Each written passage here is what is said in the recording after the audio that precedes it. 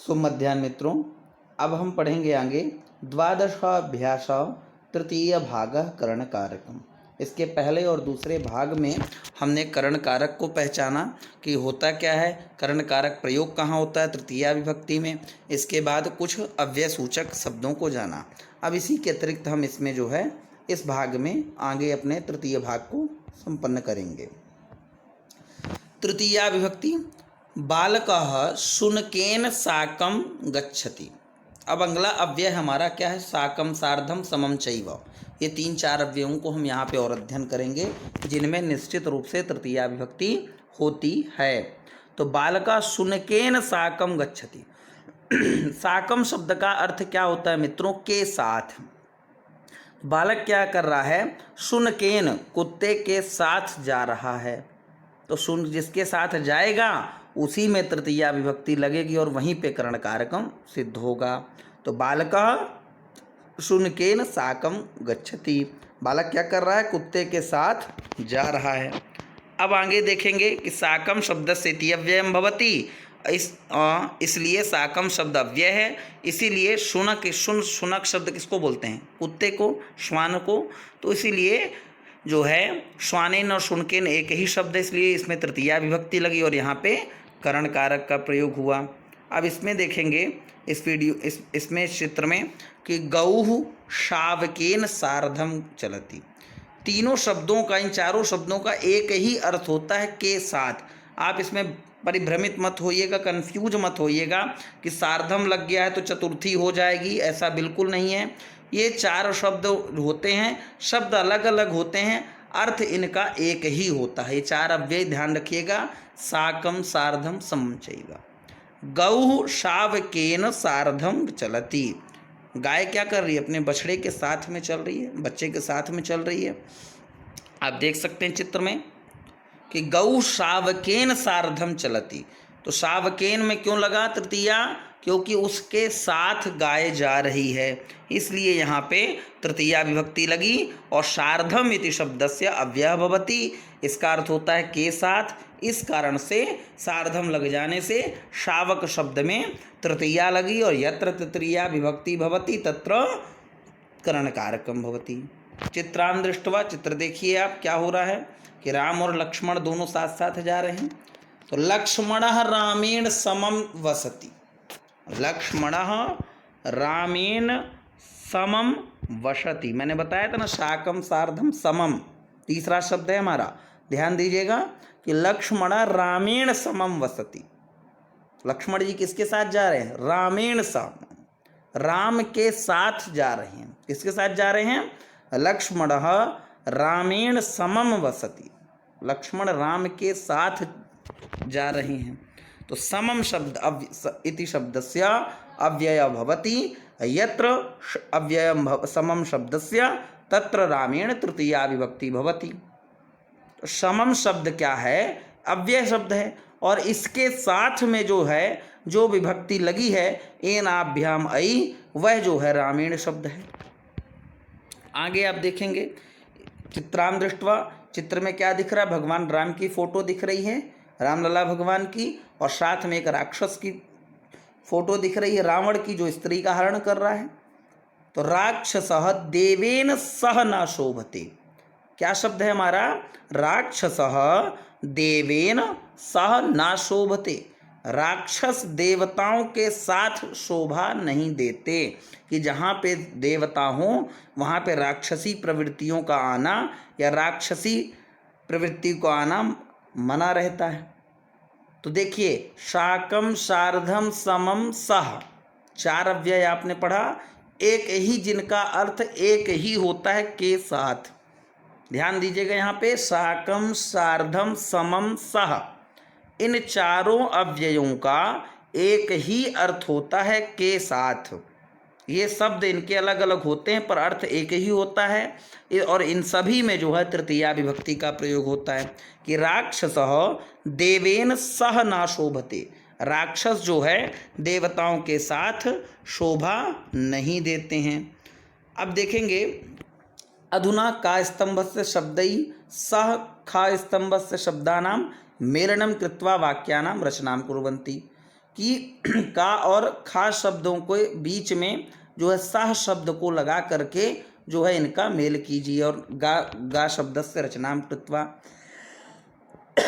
नद्यः नदी भी, तो देखिए नद्यः नदी भी सह मिलित्वा प्रवहन्ति, नदी नदी के साथ मिलकर ही बहती है।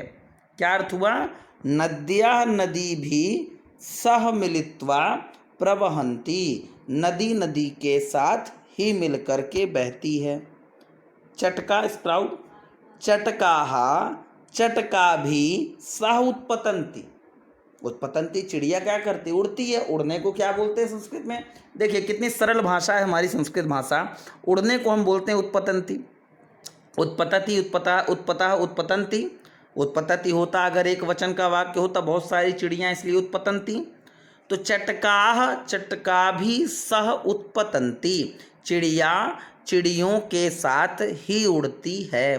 तो सहयोगे तृतीया विभक्ति, और यत्र तृतीया विभक्ति तत्र करणकारकः भवति। कितनी सरल भाषा है और कितना साधारण रूप से हमें यह कारक जो है स्पष्ट हो रहा है।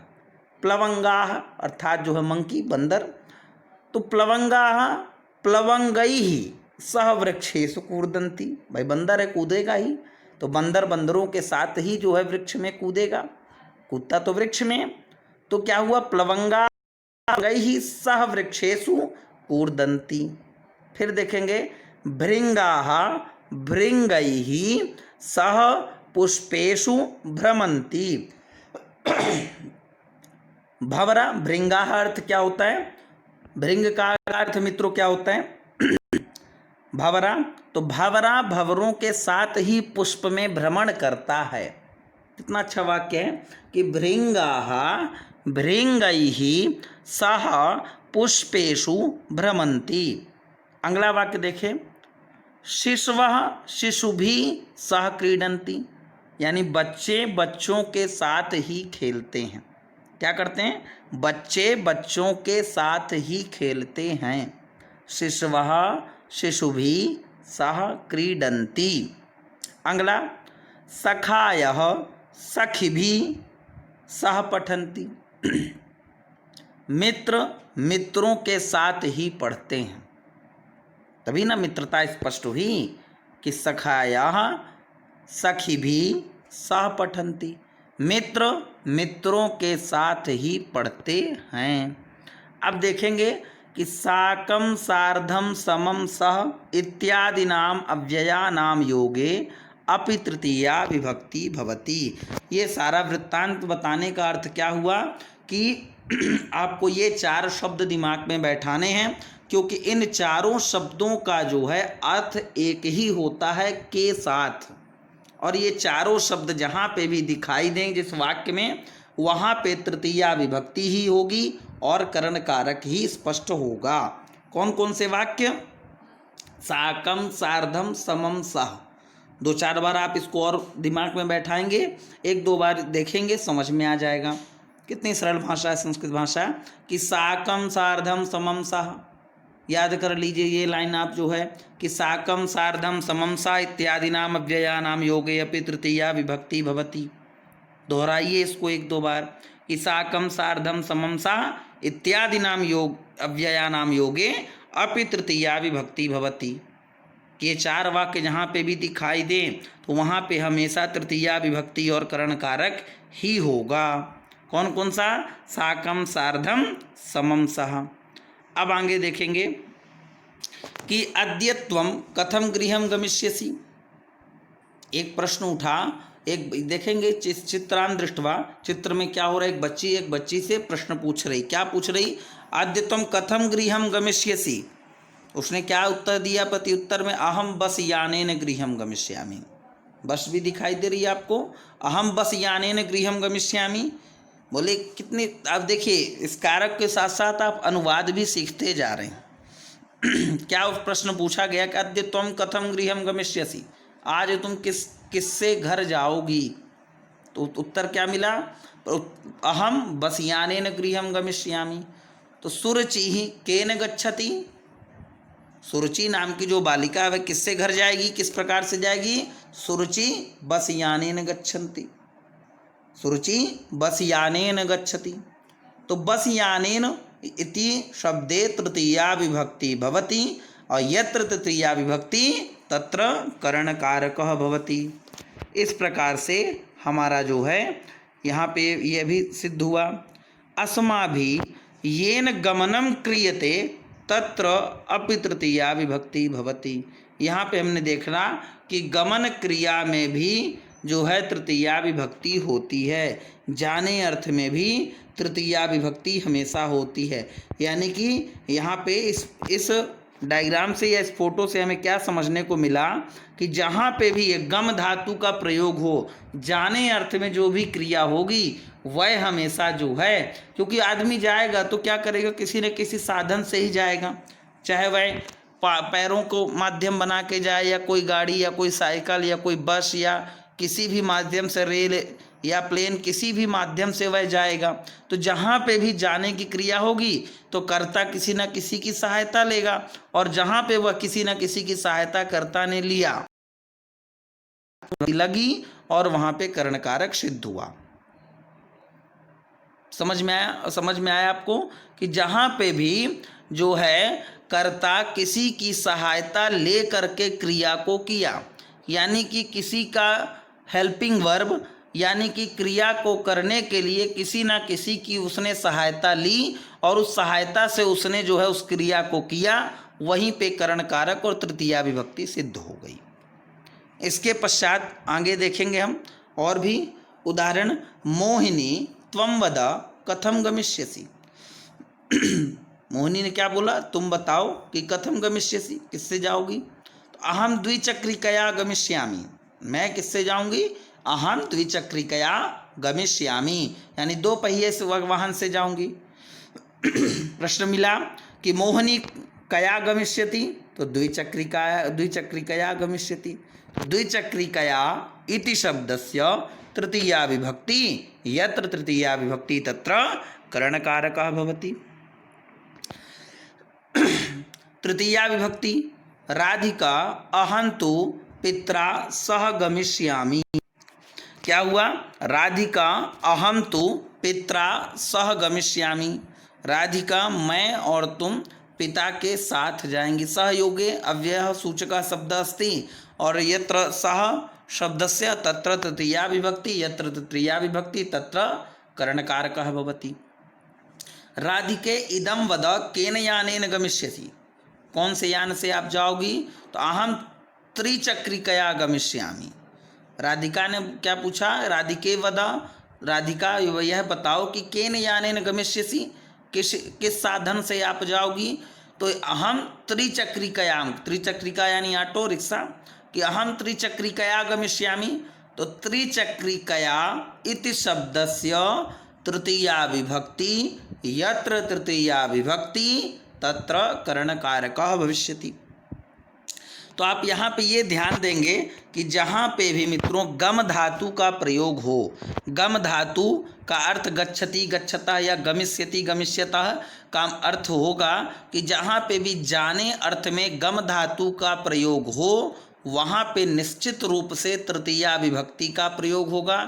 गम धातु का अर्थ होता है जाने अर्थ में, और जहाँ पे भी जाने की क्रिया, जाने किसी को जाने के लिए या गच्छति क्रिया प्रयोग होगी, वहाँ पे हमेशा कर्ता कोई ना कोई साधन का उपयोग करेगा, और जब कर्ता किसी साधन का उपयोग करे तो वहीं पे जो है कि आपकी तृतीया विभक्ति करणकारक होगा। क्यों, क्योंकि साधक तमम सदन करणः, कि करण कारक की पहचान ही है साधन, माध्यम बनना। हिंदी में भी आपने कारक पढ़ा होगा कि कर्ता ने कर्म को करण से के द्वारा संप्रदान के लिए अपादान से अलग होने के अर्थ में संबंध का के कीरा रेरी नाने नी अधिकरण में पर हरे वो, अर्थात कि वहाँ पे भी जो के साथ या के द्वारा जो प्रयोग होता है वही चीज़ आपकी संस्कृत भाषा में भी उपयोग हो रही है, यही इंग्लिश भाषा में भी, आंग्ल भाषा में भी आपके उपयोग होती है कि जब भी किसी के द्वारा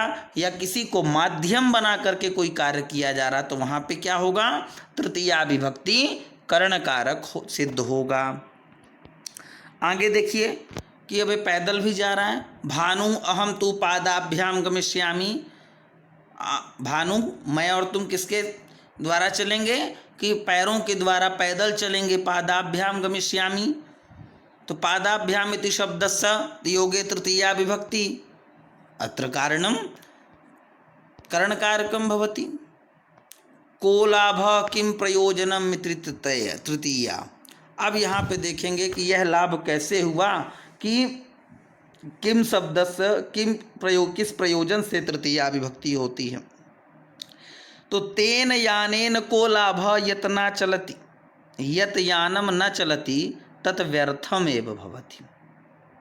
यानी कि जिस शब्द का कोई व्यर्थ हो, जिसका कोई प्रयोजन ना हो, वहाँ पे भी तृतीया विभक्ति। यत यानम न चलति तत् व्यर्थम भवति, जो यान चलने योग्य नहीं है तो वह गाड़ी जो है आपके लिए व्यर्थ है, वह किसी काम की नहीं है। तेन दीपेन किम प्रयोजनम यत तैलम नास्ति, ऐसे दीपक का क्या प्रयोजन जिसमें तेल ही ना हो।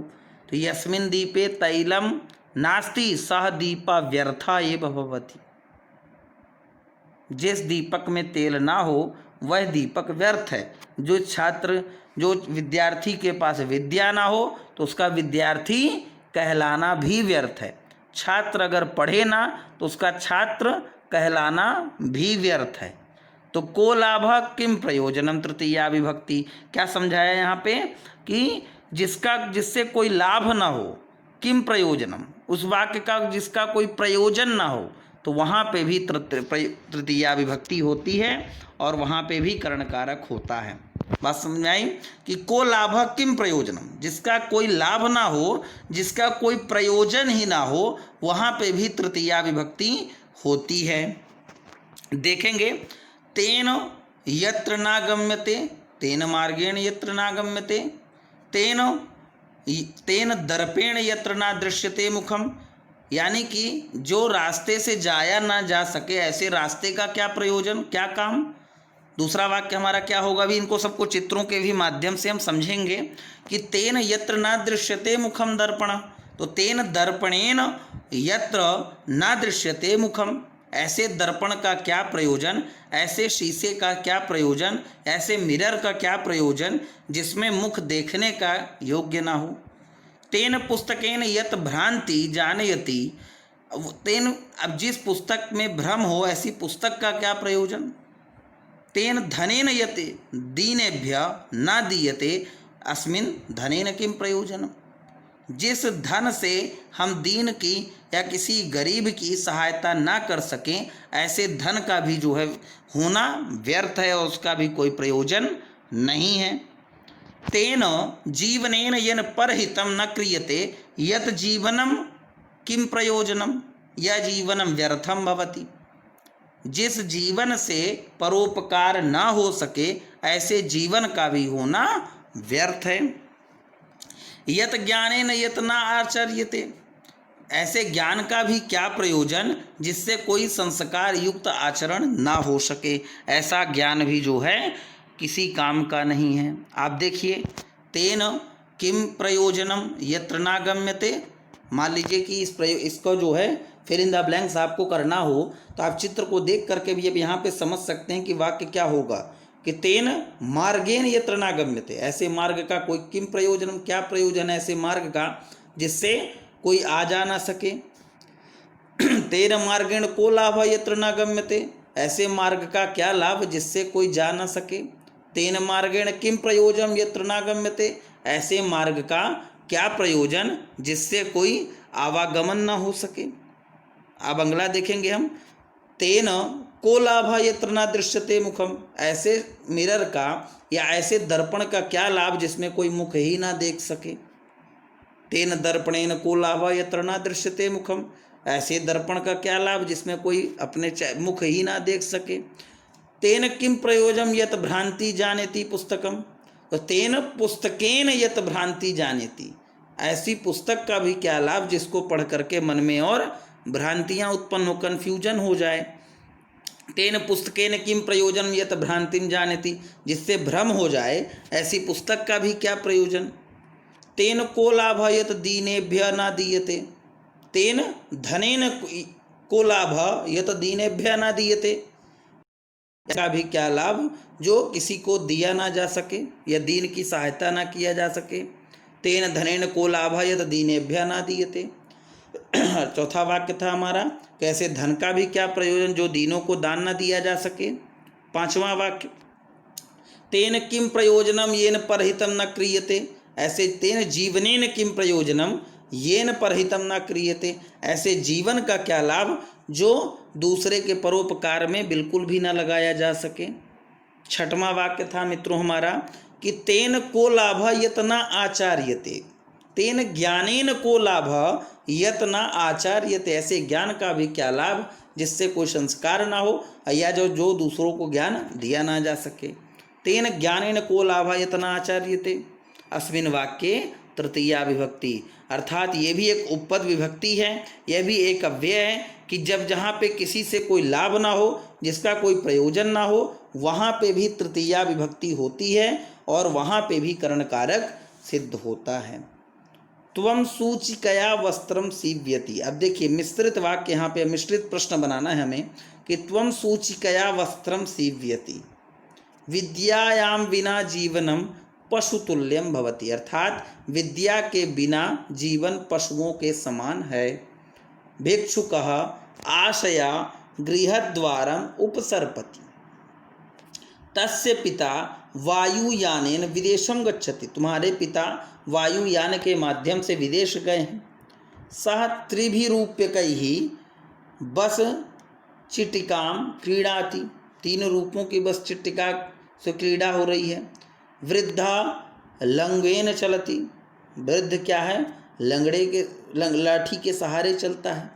वयम नेत्राभ्याम पश्यामः। हम सभी नेत्रों के माध्यम से देखते हैं। लता पुष्पै शोभते। लता की शोभा पुष्प के से होती है।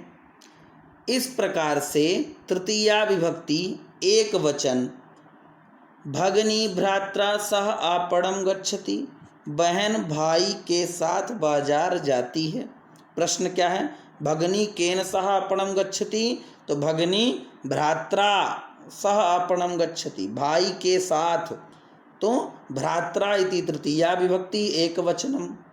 भ्रात्रा शब्द क्या है, तृतीया विभक्ति एक वचन, और केन शब्द भी तृतीया विभक्ति एक वचन का है, और यहाँ पे इसलिए करण कारक का प्रयोग हुआ है। अब देखेंगे आगे कि केन शब्द जो है किम शब्द का रूप जब चलाएंगे तब तृतीया विभक्ति एक वचन में केन शब्द बनता है। आगे देखेंगे, त्वं सूचिकया वस्त्रम सीव्यति। किम स्त्रीलिंग तृतीया विभक्ति एक वचन कया शब्द बनता है। तो त्वं कया वस्त्रम सीव्यति, तुम किस लिए वस्त्र सीव रहे हो। तो सूचिकया, सूचिका यानी दर्जी होता है। सूचिकया इति पदम कस्मिन् लिंगे अस्ति। सूचिकया शब्द कौन से लिंग का है, तो आकारांत स्त्रीलिंग शब्दस्य एक वचनस्य पदम अस्ति। सूचिकया शब्द तृतीया विभक्ति में आकारांत स्त्रीलिंग शब्दस्य एक वचनस्य पदम अस्ति। विद्यायाम विना जीवनम पशुतुल्यम भवति। तो विद्यायाम द्वितीया विभक्ति, विना जीवनम पशुतुल्यम भवति। काम विना जीवनम पशुतुल्यम भवति, तो विद्यायाम विना जीवनम पशुतुल्यम भवति। विद्या के बिना जीवन पशुओं के समान है। तो विद्यायाम में द्वितीया विभक्ति है, फिर भी बिना शब्द के लग जाने के कारण यहाँ पे हम उसे करण कारक ही मानते हैं। भिक्षुकः आशया गृहद्वारम उपसर्पति। भिक्षुक कया गृहद्वारम उपसर्पति। तो आशया में तृतीया विभक्ति लगी, और जो है यहाँ पे क्योंकि कई बार ऐसा होता है कि हमने कहा तृतीया विभक्ति में ही करण कारक होता है, लेकिन कई जगह में द्वितीया विभक्ति में भी करण कारक मिलता है। तो क्यों मिलता है, क्योंकि उसके पूर्व जब बिना शब्द लग जाता है, बिना एक शब्द क्या है मित्रों, अव्यय है, और बिना शब्द लग जाने से तो द्वितीया विभक्ति में भी जो है हमें जो है करण कारक मानना पड़ता है।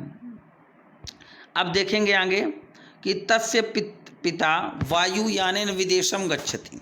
तस्य पिता केन विदेशम गच्छति, तो तस्य पिता वायुयानेन विदेशम गच्छति। तो वायुयानेन में क्या हुआ, तृतीया विभक्ति। तुम्हारे पिता वायुयान प्लेन के माध्यम से विदेश गए हैं। तो सह त्रिभिरूप्यकैः बस चीटिकां क्रीडाति, 3 रुपए की बस चीटिका से क्रीड़ा हो रही। तो सा कतिभिरूप्यकैः, जो बालकई रूप बनता है रूप्यकैः, तो यह त्रि भी उसी से बनता है। तो सा कतिभिरूप्यकैः बस चीटिकां क्रीडन्ति, तो सा त्रिभिरूप्यकैः बस चीटिकां क्रीडति। वृद्धा लगुड़ेन चलती, लाठी के सहारे। वृद्धा केन चलती, किसके सहारे चलता है, तो लाठी का सहारा ले रहा है। वयम नेत्राभ्याम पश्यामा, वयम काभ्याम पश्यामा, हम किसके द्वारा देख रहे हैं, तो नेत्रों के द्वारा देखते हैं। तो लता पुष्पै शोभते, लता की शोभा किससे है, तो लता कई शोभते। प्रश्न हुआ, उत्तर मिला लता पुष्पै शोभते। शोभते इति क्रियापदस्य पुष्पैः इति तृतीया विभक्ति भवति, तत्र करणकारकम्। अस्माभिः अधीतं क्रियां कर्तुं यत् परम सहायकं भवति तत्करणं भवति। क्रिया को करने के लिए जो विशेष रूप से सहायक हो वही जो है करण कारक होता है। क्रियाम कर्तुम, ये अस्माभिः अधीतम, इसको आप ध्यान रखिएगा कि क्रियाम कर्तुम यत् परम सहायकम भवति तत्करणम भवति। जो क्रिया के को करने के लिए परम सहायक हो वह जो है करण है, और वहीं पे तृतीया विभक्ति होती है। जैसे गोविंदा वाहनेन गच्छति, गोविंद जो है वाहन के द्वारा ही जाएगा, बिना वाहन के नहीं जाएगा, तो इसलिए वाहन में तृतीया विभक्ति और करण कारक का प्रयोग किया गया। अब यहाँ पे देखेंगे कि हीन बिना इत्यादि योगे अपि तृतीया विभक्ति भवति। इसके पहले में भी हमने अध्ययन किया था कि हीन बिना इत्यादि योगे अपि तृतीया विभक्ति भवति। हीन और बिना के योग में भी तृतीया विभक्ति ही होती है। विद्याया हीना नरः न शोभते, विद्या से हीन मनुष्य की शोभा नहीं होती। जलेन बिना जीवनम न शक्यते, जल के बिना जीवन संभव नहीं है। कथम ज्ञायते इति लक्षणे अपि तृतीया विभक्ति भवति, किस कारण हमें ज्ञात होता है कि यहाँ पे तृतीया विभक्ति होती है, उसी कारण में को ही हम जो है करण कारक कहते हैं। तो कषाया वस्त्रेण ज्ञायते यत् अयम सन्यासी अस्ति, तो हमें इसके वस्त्र को देख करके लगता है कि यह जो है एक संत सन्यासी है, तो वस्त्र में ही तृतीया विभक्ति लगेगी। भाई प्रश्न हमारे मन में उठता है कि तृतीया विभक्ति आखिर लगेगी कहाँ, तो जिससे हमें उस व्यक्ति का ज्ञात हो या उसकी जाति का पता चले या उसका हमें परिचय पता चले या उसके लिंग परस पुरुष वचन का पता चले, तो उस वहीं पे जो है तृतीया विभक्ति लगेगी। तो मानचित्रेण ज्ञायते यत् इदं भारतम अस्ति। आप देखिए, अब इस नक्शे को आप देख रहे हैं और इस नक्शे को देख करके ही आपको पता चल रहा है कि यह भारत का चित्र है। तो मानचित्र बोलते हैं संस्कृत भाषा में नक्शा, इस भारत के नक्शे को, मैप को। तो इस मानचित्रेण ज्ञायते, तो मानचित्र को से ही हमें ज्ञात हुआ कि यह भारत का ही नक्शा है। अलम योगे अपि तृतीया विभक्ति भवति, अलम के योग में भी तृतीया विभक्ति होती है। अलम कोलाहलेन, अलम हासेन, अधिक मत हंसो या शोर मत करो। तो अब और फिर क्या है, ये देखिए सारी उपपद विभक्तियां हैं यहाँ पे, आप इसको ध्यान से देखेंगे कि साकम सार्धम समम चैव, क्या है, साकम सार्धम समम सह इति योगे अपि तृतीया विभक्ति भवति। पांचवा पॉइंट हम देखेंगे कि साकम सार्धम समम सह इति योगे अपि तृतीया विभक्ति भवति। तो ये लास्ट में सारे पॉइंट हमें याद करने होंगे कि रामेण साकम लक्ष्मणः वनम गच्छति, राम के साथ ही लक्ष्मण वन को गए। सीताया सार्धम रामः विराजते, तो भी ये चारों वाक्य के साथ के ही प्रयोग में हैं कि सीता के साथ राम गए या राम के साथ सीता गई। सर्वैः समम ईश्वरः अस्ति, सभी जो है ईश्वर के साथ हैं। आहारेण सह क्षीरम अपि अस्ति, आहार से ही जो है हमारी क्षुधा शांत होती है, आहार के साथ ही हमें क्षीर प्राप्त करना है। येन गम्यते इति योगे अपि तृतीया विभक्ति भवति, जहाँ पे भी जाने अर्थ में गम धातु का प्रयोग होगा वहाँ पे भी तृतीया विभक्ति करण कारक का प्रयोग होगा। प्रधानमंत्री वायुयानेन गच्छति, एक उदाहरण देख सकते हैं। और बालकः द्विचक्रिकया गच्छति, प्रधानमंत्री वायुयान से जाते हैं और बालक द्विचक्रिका से जा रहा है। फिर आगे हमने क्या पढ़ा, को लाभ किम प्रयोजनम इति योगे अपि तृतीया विभक्ति भवति, यानी कि को लाभ जिसका कोई प्रयोजन ना हो, जिससे कोई लाभ ना हो, उस योग में भी तृतीया विभक्ति होती है। जैसे वृथा वार्तालापेन को लाभ, जो है बिना मतलब जो है वार्तालाप नहीं करना चाहिए। तेन यानेन किम प्रयोजनम यतना चलति, जो हमने उदाहरण देखा था अभी कि उस यान का क्या प्रयोजन जो चलने के काबिल ना हुई हो, वह जो है हमारे लिए किसी काम का नहीं। तो मित्रों लास्ट में जो है हम इसको फिर से एक बार दोहराने का प्रयास करेंगे कि जो हमने यहाँ पे पढ़ा कि किस किस योग में तृतीया विभक्ति होती है। तो सबसे पहले हम इस सारी उपपद विभक्तियाँ हैं ये, इनके अतिरिक्त तो कुछ भी नहीं होती है। आप देख सकते हैं कि हीन और बिना इत्यादि शब्द के योग में तृतीया विभक्ति होती है, जिससे हमें ज्ञात हो, उस व्यक्ति के पुरुष जाति लिंग वचन पुरुष का ज्ञान हो, चाहे उसके ड्रेस से हो, चाहे उसके बैग से हो, या उसे देख कर हो, तो जिससे ज्ञान होगा उसमें भी तृतीया विभक्ति होगी और करण कारक होगा। फिर हमने देखा था कि अलम योगे तृतीया विभक्ति, अलम के योग में ही मना करने अर्थ में, यानी अलम के योग में तृतीया विभक्ति होगी। और ये चार शब्द शाकम सार्धम समम सा इति योगे अपि तृतीया विभक्ति भवति, इन चारों शब्दों का एक ही अर्थ है के साथ, और इनके योग में भी तृतीया विभक्ति होगी। फिर येन गम्यते इति योगे अपि तृतीया विभक्ति भवति, जहाँ पे जो है गमन क्रिया हो, गम धातु हो, जाने अर्थ में जिसकी क्रिया हो, वहाँ पे आपकी जो है क्या होगी, तृतीया विभक्ति करण कारक होगा। फिर अगला हमने जाना क्या, को लाभ किम प्रयोजनम, जिसका कोई लाभ ना हो, जिसका कोई प्रयोजन ना हो, वहाँ पे भी तृतीया विभक्ति और करण कारक होगा। इस प्रकार से हमने जो है मित्रों कि द्वादश अभ्यास में अर्थात करण कारक के प्रथम द्वितीय तथा तृतीय भाग से हमने करण कारक तृतीया विभक्ति को पहचाना। इसके बाद हम जो है अगले पाठ में हम जो है जो संप्रदान कारक को पढ़ेंगे। धन्यवाद।